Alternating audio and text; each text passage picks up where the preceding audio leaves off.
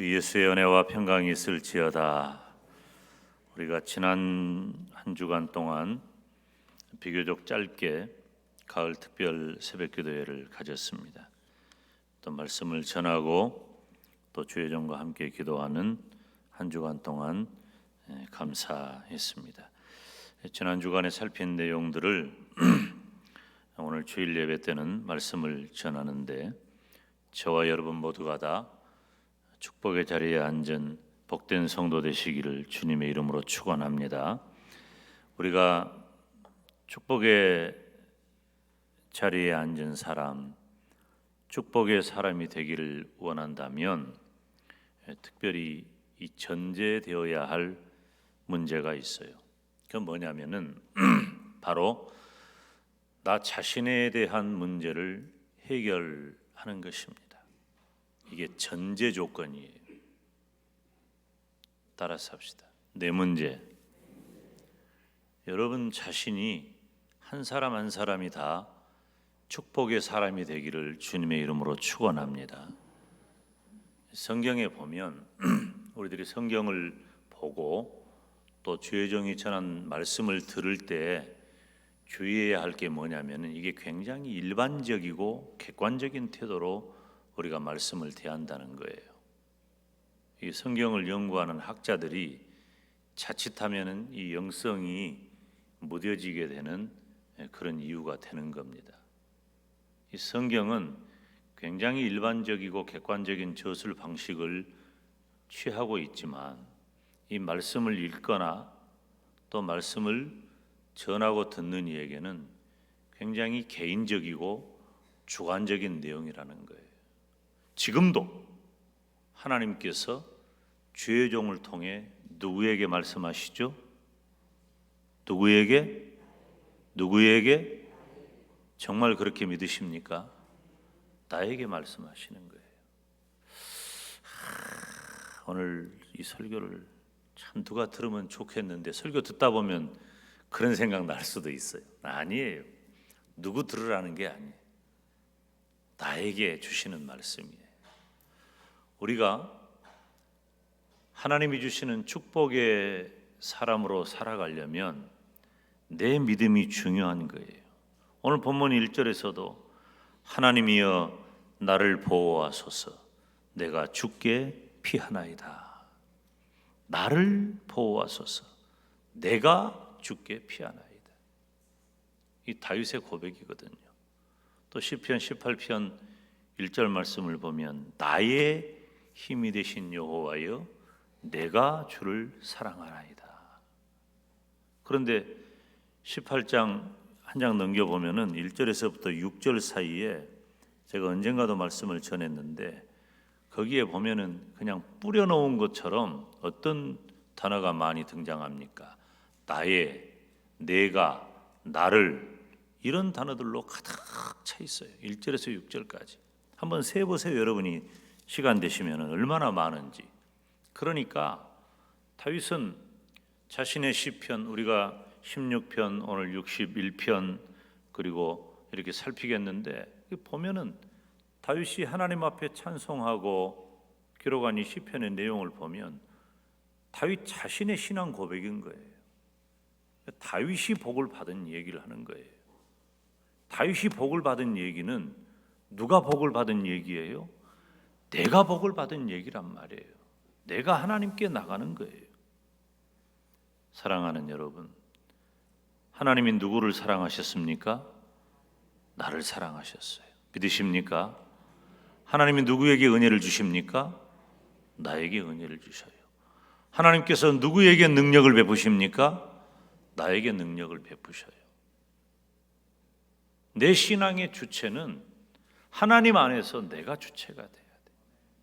하나님이 나를 사랑하시고 나에게 은혜를 베푸시고 나에게 능력을 주셨단 말이에요. 베푸셨단 말이에요. 우리는 너무나 많은 기도의 제목 속에 나를 잊고 있습니다. 우리는 나를 앞세워서 하나님 앞에 나가야 돼요. 제가 기도에 대해서 늘 말씀을 전할 때마다 어떤 말씀을 전하죠? 우리가 기도할 때 맨 첫 기도 누구 먼저 해라? 내 기도 먼저 해라 그러잖아요. 내 기도 먼저 해라.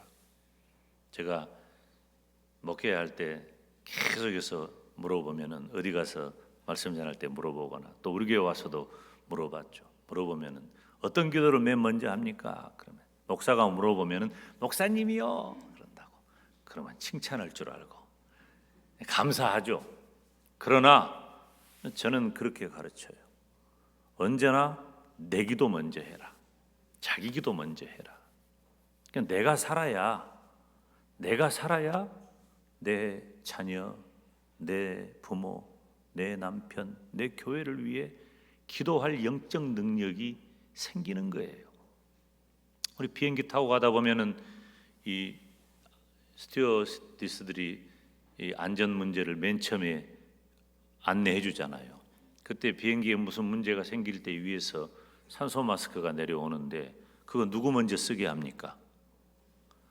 내 자식이 내 생명보다 더 귀하고 내 아내가 내 부모가 더 소중해요. 그러니까 내 마음은 먼저 살리고 싶지. 그런데 그게 아니야. 나 먼저 쓰라고 하는 거예요. 처음에 제 이해를 못했어요. 그런데 그 원리인 거예요. 내가 먼저 살아야 그 다음에 살릴 수가 있는 거예요. 여러분, 우리가 영적으로 살고 내가 먼저 하나님에게 복을 받은 사람이 될 때 내 가정, 내 이웃, 내 교회, 내 나라를 축복의 자리로 이끌게 될 줄로 믿습니다. 그래서 내가 너무 많은 우선순위 속에 나를 뺏기고 있어요. 지금 전제돼야 할 게 뭐냐면 나란 말이에요. 결국 하나님 앞에서 내가 살다가 하나님 앞에서 내가 서는 거예요. 우리 믿음이 그거예요. 내가 하나님 앞에 살다가 하나님 앞에 서게 되면 하나님이 우리를 심판하십니다. 재판하셔요. 여러분, 우리 하나님 앞에 다 재판받습니다. 다 우리가 재판을 받아도 우리의 죄를 다 사함받고 우리가 천국에 가는 것은 분명하고 확실하지만 우리가 구원받았다고 마음대로 사는 것 아니에요. 내가 구원받았다고. 우리는 내 믿음을 갖는 게 굉장히 중요하단 말이에요. 이게 전제 조건입니다. 여러 가지 이유로 잊어버린 내 이름을 되찾고 하나님 앞에 내 믿음 회복하시기를 주님의 이름으로 축원합니다.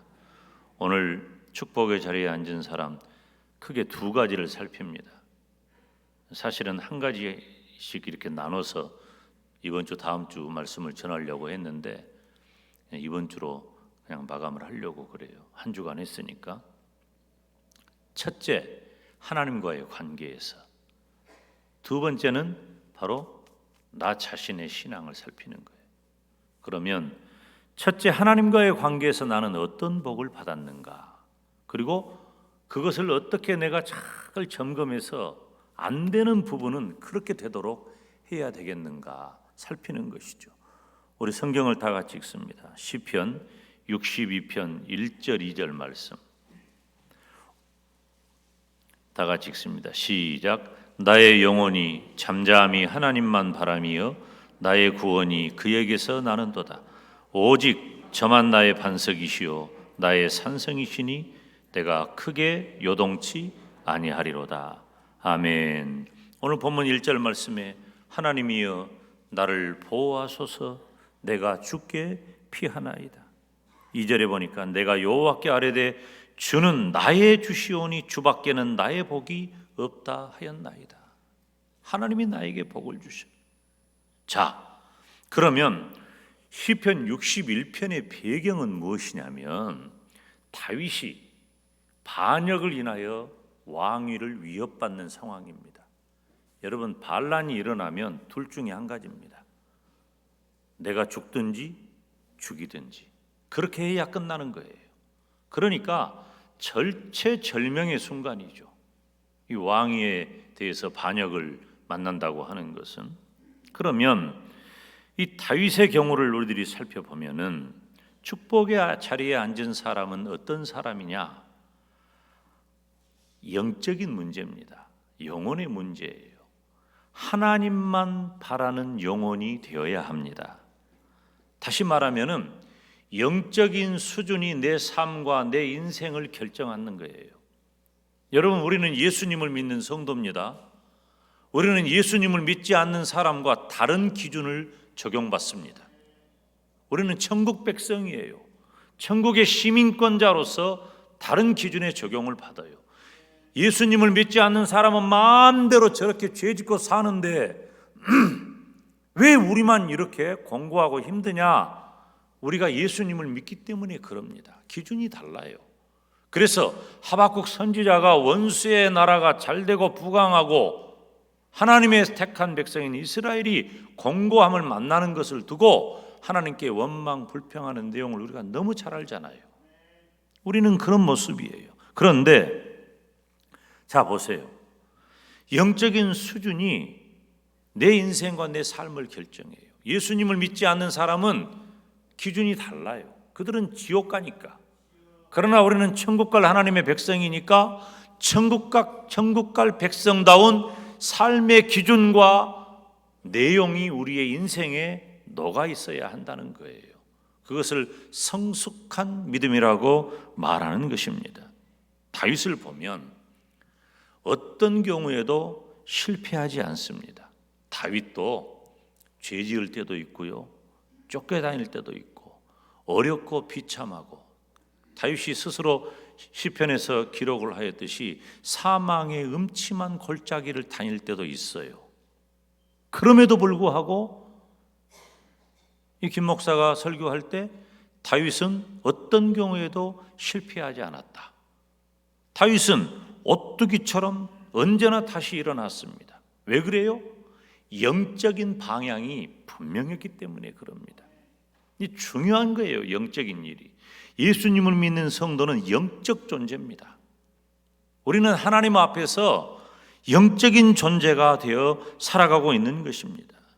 어느 누구도 거의 영적인 면을 중요하게 여기지 않습니다. 여러분 한번 스스로 테스트해 보세요. 점검을 해 보세요.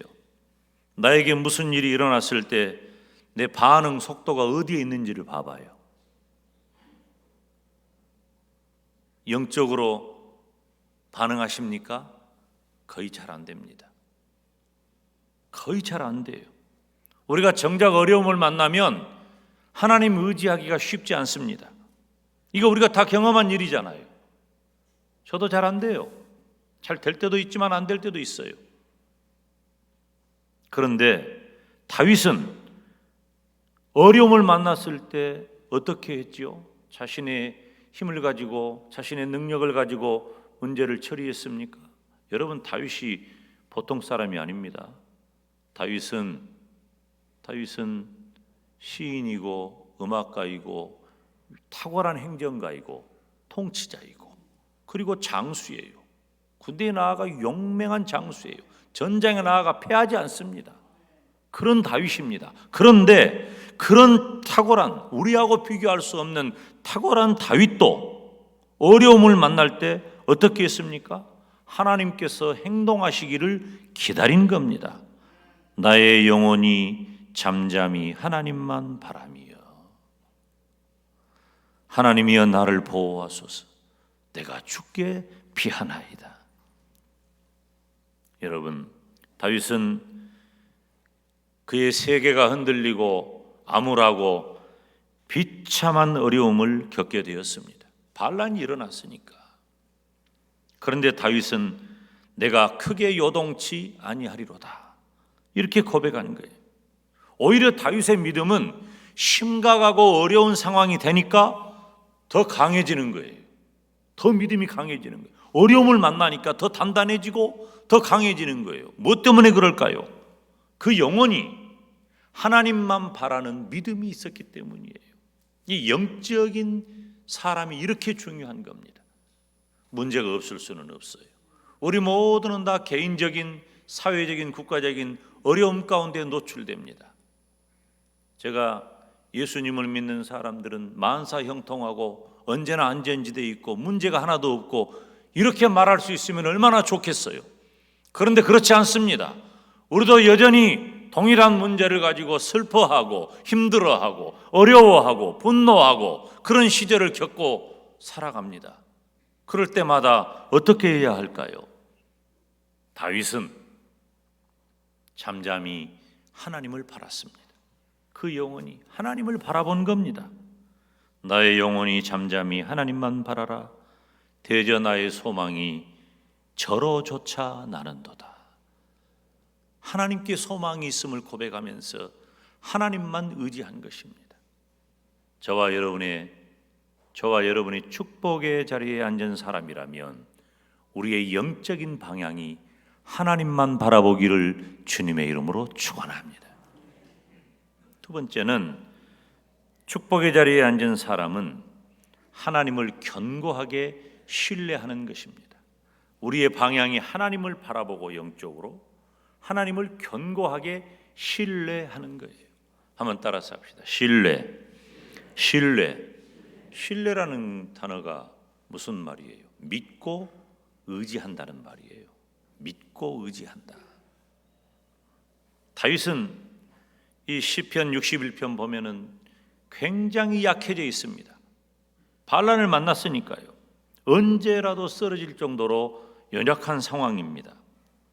다윗을 임금의 자리에서 내려오게 만들려고 하는 사람이 누굽니까?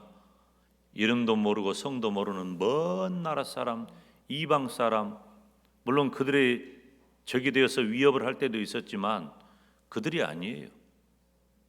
다윗을 왕의 자리에서 내려오게 만들려는 사람들은 전부 다 친구처럼 주변에 있는 사람입니다. 늘 함께 국사를 논의하고 함께 식탁을 대하고 마음을 주고 나누었던, 늘 보던 그 사람들이에요. 심지어 자기 자식도 있어요. 그런 상황을 만나면 어떻게 될까요? 다윗이 고백하기를 시편 61편 4절에서 그들은 높은 데서 떨어뜨리는 것만 꾀하고 거짓을 즐겨하고 입으로는 축복하지만 속으로는 저주한다. 그러니까 다윗이 그 어려움을 만날 때 그 배신감, 그들 때문에 만난 그 좌절감, 이게 얼마나 큰지 알 수가 있는 거예요. 여러분, 이런 상황이 되면 견디기 어렵습니다. 견디기 어려워요. 이건 단순한 어려움이 아니잖아요. 극도의 배신감과 절망감, 용납하지 못해요. 배신을 당했을 때 용납 못하는 겁니다. 그런데 다윗은 어떻게 했어요? 잠잠히 하나님을 바라본 거예요. 뭐 때문에 그것이 가능할까요? 62편 5절 말씀을 보면 나의 영혼이 잠잠히 하나님만 바라라. 대저 나의 소망이 저로조차 나는도다. 8절 말씀에 8절 다 같이 읽을까요? 시작. 백성들아 시시로 저를 의지하고 그 앞에 마음을 토하라. 할렐루야. 하나님은 우리의 피난처시로다. 무엇이 피난처가 되고 누가 피난처가 됩니까?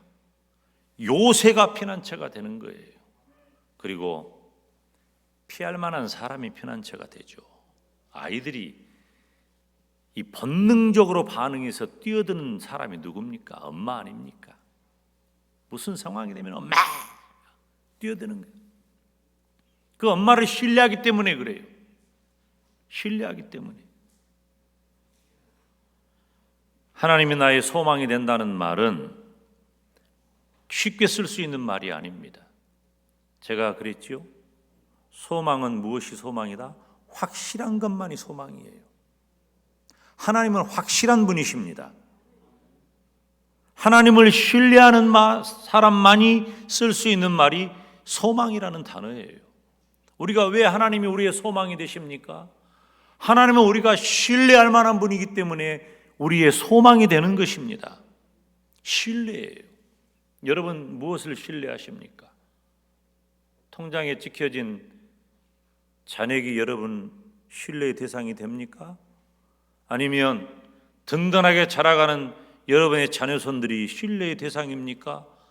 아니면 여러분들이 가지고 있는 지위와 환경과 명예와 조건이 신뢰의 조건이 됩니까? 물론 어느 정도는 그럴 수 있어요. 하나님이 그런 것들을 우리들에게 재능과 은사와 사명과 상급으로 주셨다고 말씀하고 있기 때문에 어느 정도는, 그런데 근본적으로는 아니에요. 근본적으로 우리가 신뢰할 만한 것은 오직 한 분, 하나님밖에 없는 거예요. 그래서 우리가 축복의 자리에 앉아 있는 사람이라면 하나님을 향한 신뢰가 필요한 거예요. 하나님을 향한 신뢰만이 우리에게 소망을 주고 하나님을 향한 신뢰만이 우리에게 가능성을 열어주기 때문입니다.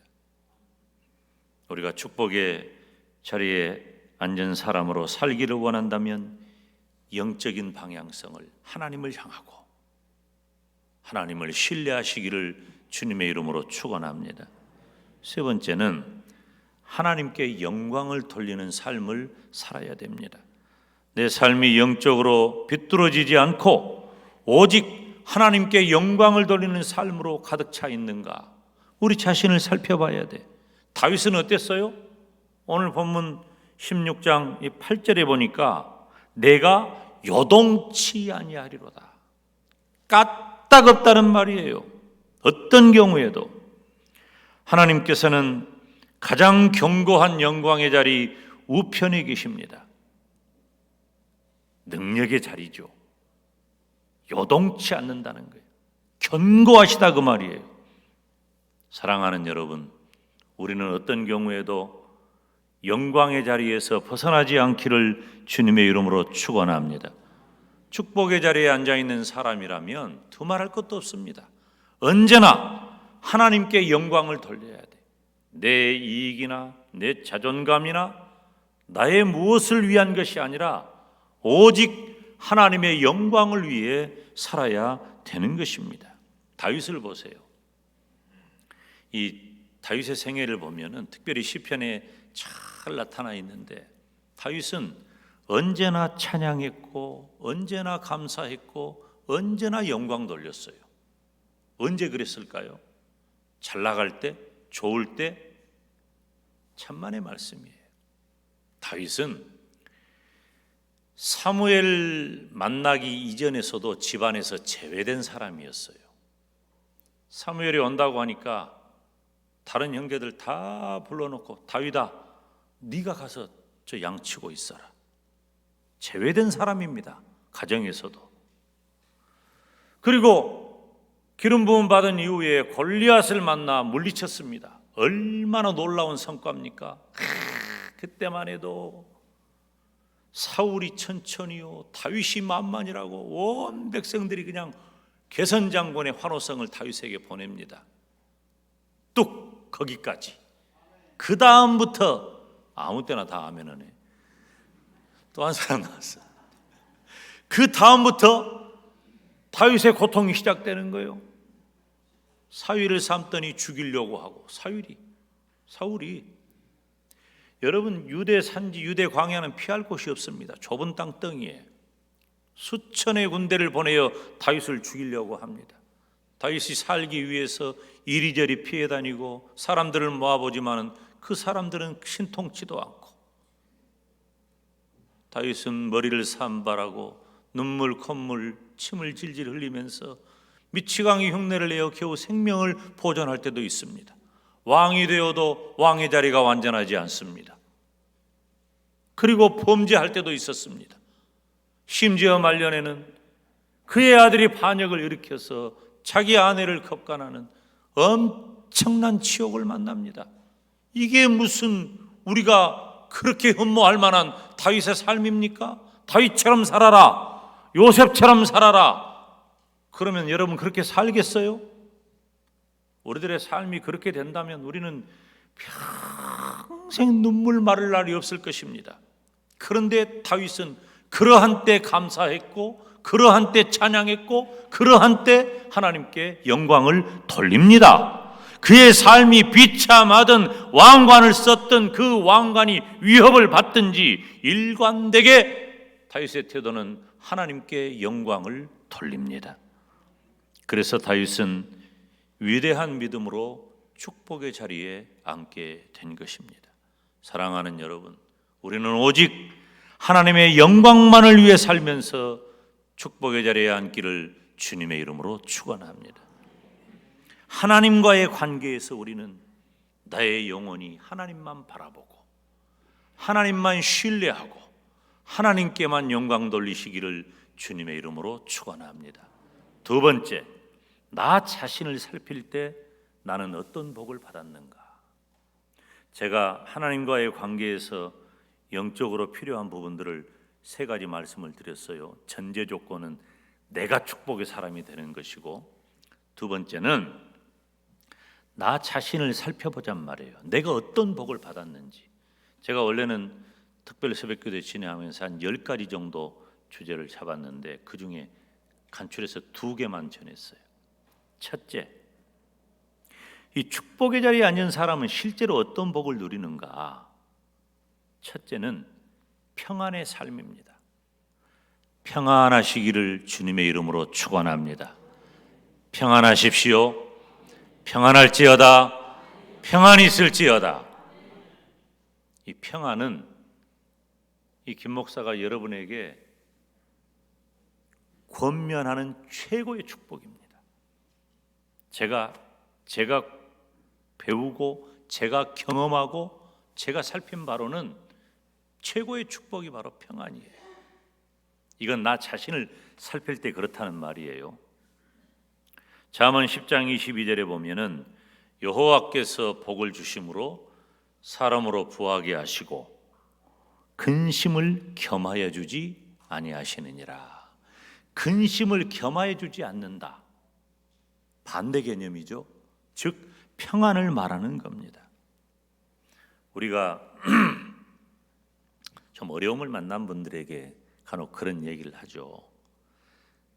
마음 편히 가지세요. 사실 그 말도 의미가 없어요. 그렇게 말한다고 그냥 좋은 말이기는 하지만 정말 어려움 만나 봐요. 그런 말도 안 들어옵니다. 마음 편히 가져. 힘내. 힘내라는 말 듣고 힘내는 사람 별로 못 봤습니다. 그래도 뭐라고 할 거예요? 목사가 힘내세요. 마음 편히 가지세요. 기도합시다. 기도하겠습니다. 이런 말밖에 더 돼요? 그런데 지금 여기서 말하는 평안이라고 하는 것은 우리가 인간적으로 건네는 마음 편히 갖는 정도가 아닙니다. 그 정도의 평안이 아니에요. 근본적인 거예요. 근본적으로 우리가 누리는 평안은 무엇이냐면 죄 용서와 치유의 결과를 누리라는 말이에요. 정말로 중요한 얘기입니다. 근본적인 얘기예요. 나를 감싸고 있는 문제와 고통에서 완전히 벗어날 때에 비로소 우리에게 평안이 오는 줄로 믿습니다. 성경에 보면 마태복음 5장에 12해 동안 혈루증을 앓은 여인이 있습니다. 말이 그렇지. 12해 동안 혈루증을 앓은 그 여인은 몸과 마음이 피폐해질 대로 피폐해졌어요. 소망을 만나지 못합니다. 마음이 여러분 이 질병 가운데서 12년 동안을 멈추지 않는 그 피가 멈추지 않는 그 고통과 그 어려움, 그리고 그것 때문에 몸도 야위고 마음도 야위고 그런 상황이에요. 그런데 예수님께서 뭐라고 말씀하시냐면 마가복음 5장 34절에 예수께서 가라사대 딸아 내 믿음이 너를 구원하였으니, 이 중요한 얘기예요. 내 믿음이 너를 구원하였으니 평안히 가라. 네 병에서 놓여 건강할지어다. 자 보세요. 12해 동안 혈루증 앓던 여인을 고치시는 것은 죄 용서와 치유의 결과를 누리라는 거예요. 우리 주님은 기적을 베푸시거나 병든 자를 고치실 때 단순히 그 문제만을 떼어서 해결하지 않으십니다. 근본적으로 우리 주님께서는 근본적으로 죄 문제를 터치하셔요. 구원의 문제를 먼저 적용하시고 그 다음에 치료하는 역사를, 기적의 역사를 이루십니다. 이 중요한 부분이에요. 그러니까 저와 여러분이 가져야 할 평안의 문제는 어느 정도의 문제냐면 근본적으로 내 죄의 문제를 해결한 다음에 주어지는 결과라고 하는 것입니다. 그러므로 평안을 누리는 삶은 내 인생의 가장 중요한 문제가 되는 거예요. 예수님께서는 영적인 진단을 함께 하시기 때문입니다. 그래서 저는 구원과 평안을 같은 의미로 이해합니다. 구원이 평안이고 평안이 구원입니다. 구원 없이 평안이 없습니다. 평안한 사람은 반드시 구원이 전제되어야 합니다. 그래서 예수님을 믿는 성도가 누려야 할 최고의 축복 한 가지는 바로 평안의 복입니다. 평안하시기를 주님의 이름으로 축원합니다. 우리들의 삶 가운데, 나의 삶 가운데 가장 중요한 게 뭐냐? 저에게 물으신다면 저는 주저하지 않고 우리의 영혼과 마음과 육신이 평안한 거예요. 삶이 평안한 것입니다. 우리가 아무리 많은 것을 가지고 있다고 해도 평안이 없으면 다 끝난 겁니다. 무슨 소용이 있어요? 억만금을 가지고 있어도, 지난 주간에 어떤 사람이 그러더래요. 저한테 얘기하는데 자기 후배가 그러더래요. 자기는 현금으로 20억만 있으면 살겠대요.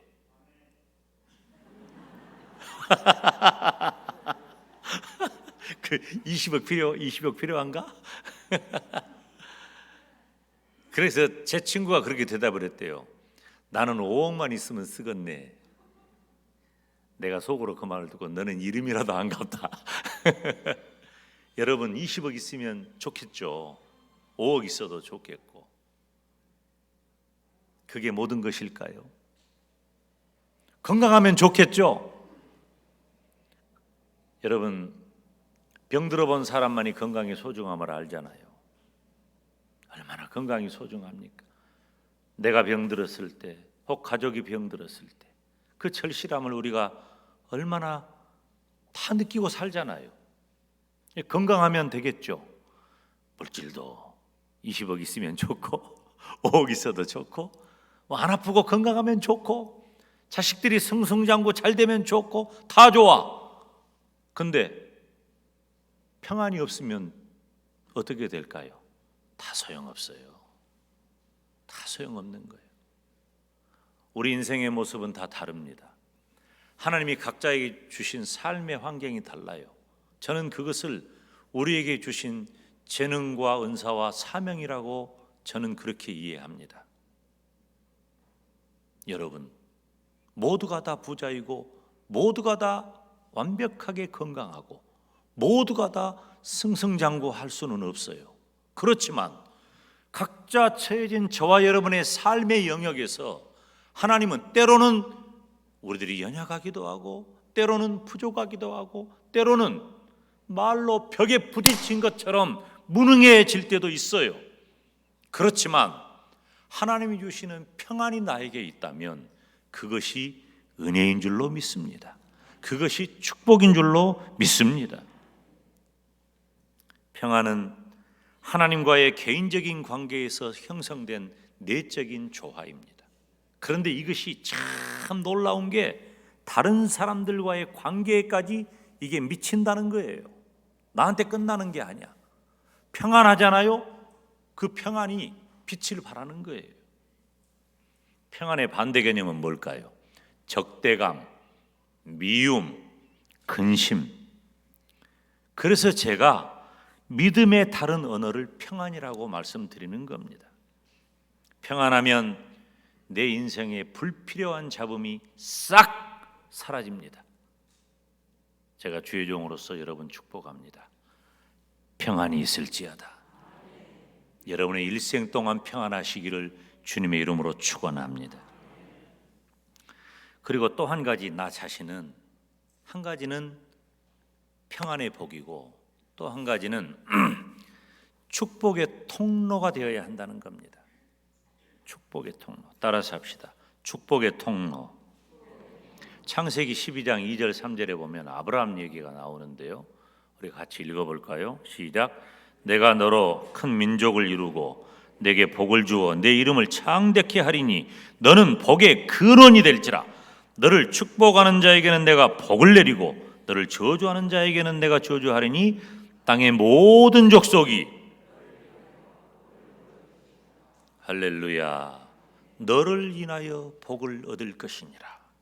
아브라함을 인하여 복을 얻을 것이니라. 아브라함은 영적으로 누구예요? 아브라함은 나예요. 여러분 자신이에요. 하나님께서 지금 아브라함의 이야기를 통해서 저와 여러분에게 말씀하십니다. 너를 인하여 복을 얻을 것이니라. 너를 인하여 복을 얻을 것이니라. 여러분 우리가 무슨 복 받았어요? 우리가 이미 어떤 복 받았는지 한번 볼까요? 신명기 28장 1절부터 14절 사이에 있는 말씀을 보면 하나님의 명령을 듣고 지켜 행하는 자에게 이렇게 복 주시겠다고 했어요. 이 복이 아직 임하지 않은 분들은 하나님의 명령을 듣고 지켜 행하지 않은 거예요. 지금이라도 마음을 싹 바꿔먹고 하나님의 명령을 듣고 지켜 행하면 이 복이 임할 줄로 믿습니다. 어떤 복이냐? 세계 모든 민족 위에 뛰어나게 하십니다. 이쯤은 돼야지 예수님 믿는 성도가 성읍에서도 복을 받고 들에서도 복을 받습니다. 어디나 복을 받는단 말이에요. 내 몸에 소생이 복을 받고 토지에 소산이 복을 받고 심지어 짐승의 새끼도 복을 받습니다. 광주리에 복을 받고 떡반죽 그릇도 복을 받습니다. 들어가도 복을 받고 나가도 복을 받습니다. 대적들이 한 길로 왔다가 7길로 도망하는 복을 받습니다. 내 손으로 하는 모든 일에 복을 받습니다. 하나님께서 하늘의 보고를 여시사 때를 따라 모든 일에 복을 내려주십니다. 이것이 예수님을 믿는 성도된 저와 여러분이 받아야 할 복이에요. 우리는 이미 이 복을 받은 사람입니다. 믿으시기를 축원합니다. 그런데 성도의 축복 중에 축복은 내가 축복의 사람이 되고 내가 받은 축복이 흘러가는 거예요. 축복의 통로로 쓰임받는 것이죠.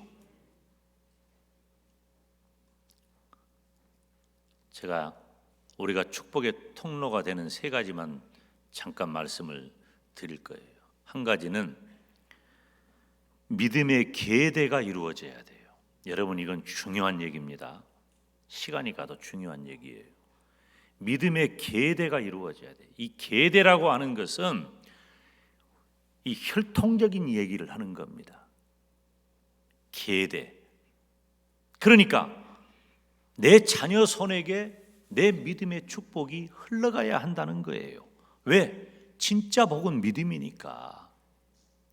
그런데 지금 한국교회, 세계교회에 위기가 왔습니다. 무엇 때문입니까? 이 믿음의 계대가 이루어지지 않아요. 제가 어렸을 때 미국 드라마 이 TV에서 상영을 했어요. 아마 여러분 다 보셨을 거예요. 초원의 집이라고 다 봤어요.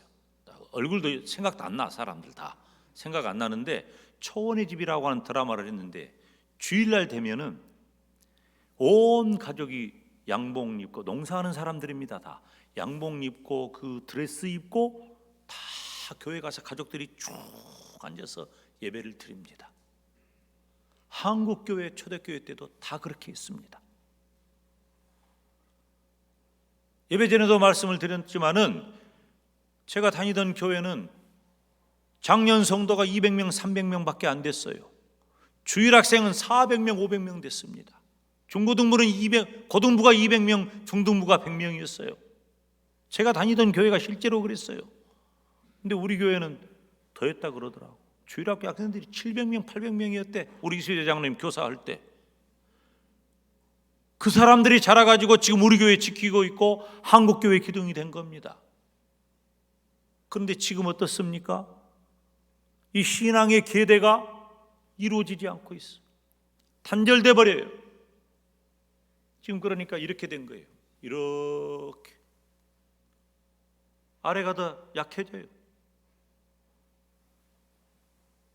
물론 믿음은 개인적이고 구원은 개인적인 것입니다.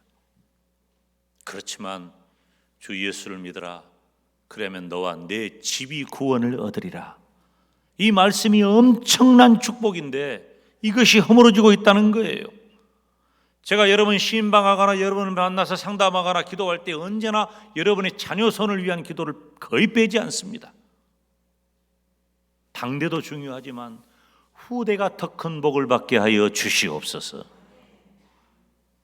하나님께서 이 세상의 모든 민족 가운데 이스라엘에게 복을 주시잖아요. 그 이스라엘 민족을 그렇게 복되게 하신 것은 무엇 때문이에요? 창세기 12장 1절, 2절, 3절에 나오는 아브라함과의 약속, 아브라함과의 언약 때문인 거예요.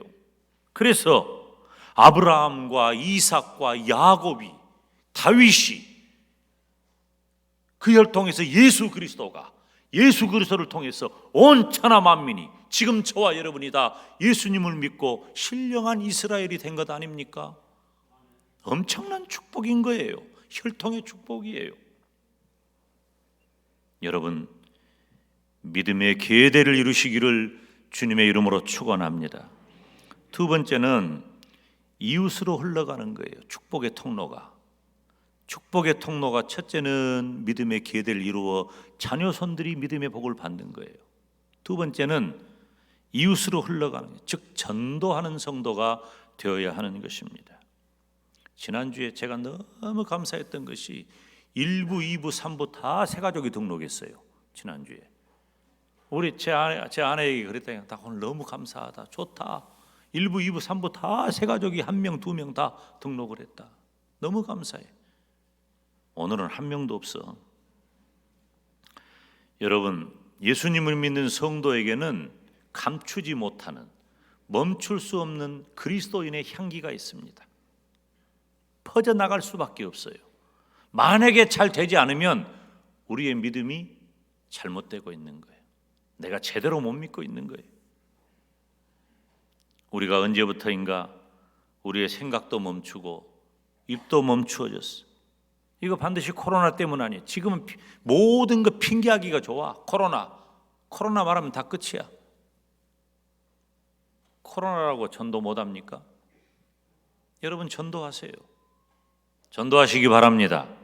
이 축복의 통로가 바로 영적으로 그렇게 흘러가는 거예요. 세 번째는 하나님께서 주신 신명기 28장의 복이 나를 흠뻑 적시고 흘러 넘쳐야 합니다. 하나님이 나에게 주신 복, 세계 모든 민족 위에 뛰어나게 하시고 성읍에서도 들에서도 복을 받게 하시고 광조리와 떡반죽 그릇이 복을 받게 하시고 들어가도 나와도 복을, 이런 놀라운 축복이 나를 흠뻑 적시고 그 축복이 흘러가야 된단 말이에요. 마치 옹달샘을 떠내고 또 떠내어도 언제나 생수가 가득한 것처럼, 여러분 길 지나가다가 보세요. 산을 가든지 어디를 가든지 가두어져 있는 물은 다 썩습니다. 먹지도 못하고 쓰지도 못해요. 그런데 흘러가는 물, 떠내는 물, 살아있는 물입니다. 마시기도 하고 사용하기 좋은 물이 되는 겁니다. 그렇게 떠내고 또 떼어넣어 늘 차고 넘치는 것처럼 우리 믿음의 사람의 복은 흘러가야 되는 거예요. 받아들이기만 하고 가둬놓은 사회바다는 썩어버리잖아요. 죽은 바다가 되는 겁니다. 그렇지만 헐몬산에서 흘러나오는 그 모든 물의 근원을 받아들일 뿐만 아니라 흘려보낸 갈릴리 바다는 살아있는 물이 된 거예요. 온갖 생물이 다 살아있는 것입니다. 우리에게 주어진 건강과 시간과 물질과 재능이 나에게로 다가온다면 나에게서 멈추지 말고 흘려보내야 합니다. 왜? 우리는 축복의 통로이기 때문입니다. 내가 축복의 자리에 앉은 것이 분명하다면 내가 받은 복을 흘려보내는 진짜 복의 사람이 되시기를 주님의 이름으로 축원합니다. 사랑하는 여러분, 지금 한국 교회와 성도들은 코로나19 바이러스 전염병 때문에 많은 손실을 보고 있습니다. 그렇지만 우리는 포기할 수 없습니다. 우리는 다시 축복의 자리에 앉아야 할 줄로 믿습니다. 저는 오늘 전한 말씀은 근본적인 내용들입니다. 하나님과의 관계에서 내 신앙이 온전히 회복되시기를 주님의 이름으로 축원합니다. 뿐만 아니라 변함없는 하나님의 크신 은혜를 따라 우리가 축복의 사람으로 살아가면서 그 복을 흘려보내시는 축복의 통로가 되시기를 주님의 이름으로 축원합니다. 기도하겠습니다. 거룩하신 아버지 하나님, 은혜와 사랑을 감사합니다. 우리 모두가 다 축복의 자리에 앉은 복된 성도가 되게 하여 주시옵소서. 예수님의 이름으로 기도하옵나이다. 아멘. 340장 찬송합니다.